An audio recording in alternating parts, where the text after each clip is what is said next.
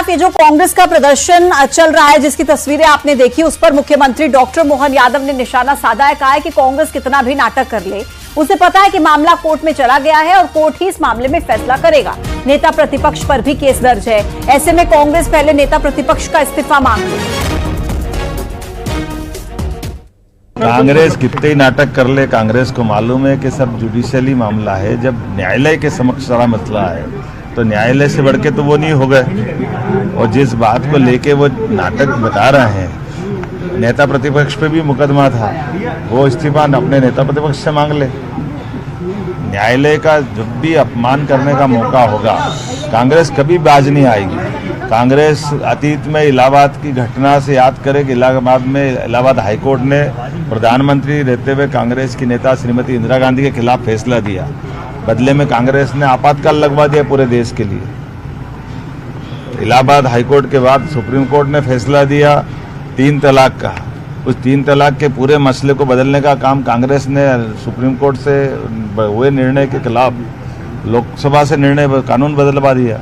मान के चलता हूं कि न्यायालय जो निर्णय करेगा, हम न्यायालय के साथ हैं। तो उधर सेना पर बीजेपी नेताओं के बयान को कांग्रेस ने शर्मनाक बताया है। कांग्रेस के प्रवक्ता चरण सिंह सापरा ने आरोप लगाया कि बीजेपी के नेता अहंकार में डूबे हुए हैं। मध्य प्रदेश से बीजेपी के मंत्रियों के लगातार आते हुए बयान बेहद शर्मनाक हैं, आपत्तिजनक हैं। अभी एक मंत्री विजय शाह के बयान का बवाल थमा नहीं था, जिसमें उन्होंने हमारी कर्नल बेटी का अपमान किया, कि आज उनके उप मुख्यमंत्री का बयान आ गया है जिसमें उप मुख्यमंत्री ने तो सारी शर्म की हदें पार कर दी है। वो ये कहते हैं कि देश की सेना को और देश के सभी लोगों को प्रधानमंत्री के नतमस्तक होना चाहिए। ये दर्शाता है कि बीजेपी के नेता के सिर में अहंकार है। ये दर्शाता है कि कैसे सत्ता के नशे में ये चूर है। तो एक दूसरे पर आरोप प्रत्यारोप, जहां बीजेपी ये कह रही है कांग्रेस राजनीति कर रही है, तो वहीं कांग्रेस ये कह रही है कि ये तो अहंकार में डूबे हुए हैं और देश की सेना को लेकर इस तरीके के अलूल जलूल बयान दे रहे हैं। भोपाल से मेरे सहयोगी रमाकांत दुबे इस वक्त सीधे हमारे साथ कनेक्ट है। रमाकांत, पक्ष विपक्ष एक दूसरे पर आरोप लगाता था, मर्यादित भाषा का इस्तेमाल करता था, लेकिन अब बात देश की सेना तक आ गई है, सेना की महिला अफसर तक आ गई है। चाहे रामगोपाल यादव हो, चाहे विजय शाह हो, चाहे जगदीश देवड़ा, इस तरीके की बयानबाजी आखिर क्यों?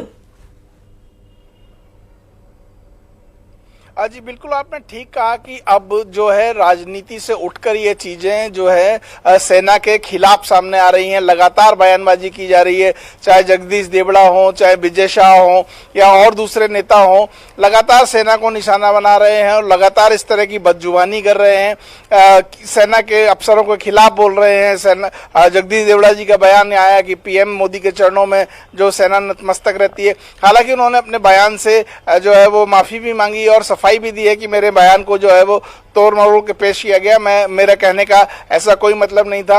लेकिन जब दूसरी तरफ विजय शाह के बयान को देखें तो ये पूरा मामला जो है वो जस्टिस सूर्यकांत की कोर्ट में चला गया है, जिस पर आज सुनवाई भी हुई और उनको जो है दस्तावेज पेश करने का समय दिया गया है। हालांकि इससे पहले जो है सुप्रीम कोर्ट के जो चीफ जस्टिस है गवई साहब, उनको जो है वो फटकार लगा चुके हैं कि एक जिम्मेदार पद पर बैठे ऐसे नेता को और ऐसे जो है वो पब्लिक के नुमाइंदे को इस तरह के बयान नहीं देना चाहिए। बयान देने से पहले सोच विचार करना चाहिए कि आखिर आप बोल क्या रहे हैं। कुल मिला के बात यह है कि राजनीति तो इसमें लगातार हो ही रही है। कांग्रेस जो है वो हमलावर है, विपक्ष के दूसरे दल भी हमलावर हैं और बीजेपी लगातार इस पर सफाई दे रही है। लेकिन ठीक है रमाकांत, लेकिन बहुत दुखद है कि अगर इस मसले पर राजनीति हो और इस तरीके के बयान दिए जाएं। आपका धन्यवाद जानकारी देने के लिए।